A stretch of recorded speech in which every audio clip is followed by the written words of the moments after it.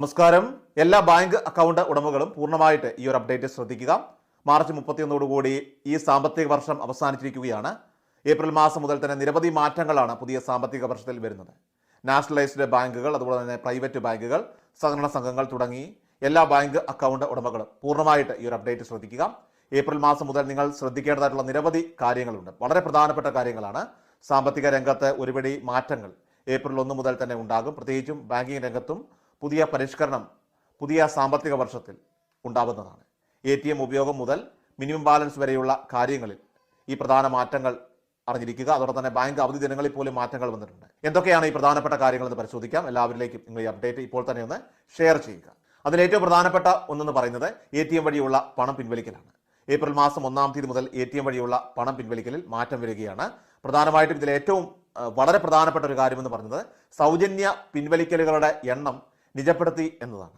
April 1 മുതൽ മറ്റു ബാങ്കുകളിൽ നിന്ന് പ്രതിമാസം വെറും 3 സൗജന്യ പണം പിൻവലിക്കലുകൾ മാത്രമാകും അനുവദിക്കുക. ഇതിനുശേഷമുള്ള ഓരോ പിൻവലിക്കലുകൾക്കും 20 മുതൽ 25 രൂപ വരെ ഈടാക്കുന്നതാണ്. അതായത് ഇനി ഓൺലൈൻ രീതിയിലേക്ക് കൂടുതൽ മാറേണ്ടി വരുമെന്ന് ചുരുക്കം. ഇനി അതുപോലെ തന്നെ മിനിമം ബാലൻസിന്റെ കാര്യത്തിലും ഇപ്പോൾ പുതിയ മാറ്റങ്ങൾ വരുത്തിയിരിക്കുകയാണ്.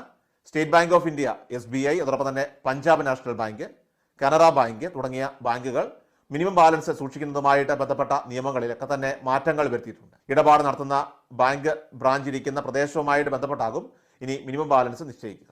നഗരങ്ങളിൽ മിനിമം ബാലൻസ് തുക അത് കൂടുതലും, അതോടൊപ്പം തന്നെ ഗ്രാമങ്ങളിൽ കുറവുമായിരിക്കും. മിനിമം ബാലൻസ് കൃത്യമായി പാലിച്ചില്ലെങ്കിൽ പിഴയിലും വ്യത്യാസങ്ങൾ ഉണ്ടാകും.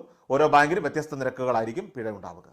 അടുത്തൊരു പ്രധാനപ്പെട്ട കാര്യമെന്ന് പറഞ്ഞത് 2025 ഏപ്രിൽ 1 മുതൽ ഫോൺ പേ, ഗൂഗിൾ പേ, പേടിഎം തുടങ്ങിയ UPI ആപ്പുകൾ വഴിയുള്ള ഇടപാടുകൾക്ക് പുതിയ നിയന്ത്രണങ്ങൾ നിലവിൽ വരികയാണ്. ദീർഘകാലമായിട്ട് സജീവമല്ലാത്ത മൊബൈൽ നമ്പറുകൾ UPIയുമായി ബന്ധിപ്പിച്ചിട്ടുണ്ടെങ്കിൽ അവ ബാങ്ക് അക്കൗണ്ടുകളിൽ നിന്ന് നീക്കം ചെയ്യുമെന്ന് national payments corporation of India NPCI ഇപ്പോൾ അറിയിച്ചിരിക്കുകയാണ്. ഇത് UPI വഴിയുള്ള പേയ്മെന്റുകൾ നടത്തുന്നവർക്ക് ബുദ്ധിമുട്ടുകൾ ഉണ്ടാക്കും. നിങ്ങളുടെ ബാങ്ക് അക്കൗണ്ടുമായിട്ട് ബന്ധിപ്പിച്ച മൊബൈൽ നമ്പർ അല്ലെങ്കിൽ ദീർഘകാലമായിട്ട് അത് റീചാർജ് ചെയ്ത് ഉപയോഗിക്കുന്നില്ല എങ്കിൽ ആ നമ്പർ ഇപ്പോഴും നിലവിൽ സജീവമാണോ എന്ന് നിങ്ങളുടെ ടെലികോം ദാതാവിനെ, അതിപ്പോൾ ജിയോ അല്ലെങ്കിൽ എയർടെൽ, VI, BSNL തുടങ്ങിയ സേവനദാതാക്കളുമായിട്ട് ബന്ധപ്പെട്ട് അത് ഉറപ്പാക്കേണ്ടത് അത്യാവശ്യമാണ്. അല്ല എങ്കിൽ ആ നമ്പർ വീണ്ടും സജീവമാക്കുകയോ പുതിയ മൊബൈൽ നമ്പർ ഉപയോഗിച്ചുകൊണ്ട് നിങ്ങളുടെ ബാങ്ക് അക്കൗണ്ട് അപ്ഡേറ്റ് ചെയ്യുകയോ ചെയ്യേണ്ടതാണ്.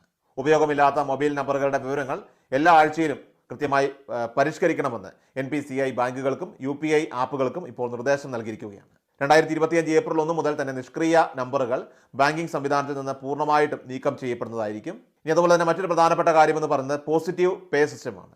അതായത് ബാങ്കിംഗ് തട്ടിപ്പുകളൊക്കെ തന്നെ തടയുന്നതിനായിട്ട് Reserve Bank of India positive pay system നടപ്പിലാക്കാനായിട്ട് നിർദ്ദേശം നൽകിയിട്ടുണ്ട്. ബാങ്ക് ഇടപാടുകളിലെ സുരക്ഷ മെച്ചപ്പെടുന്നതിനായിട്ട് നിരവധി ബാങ്കുകൾ ഈ സംവിധാനം നടപ്പാക്കുകയാണ്.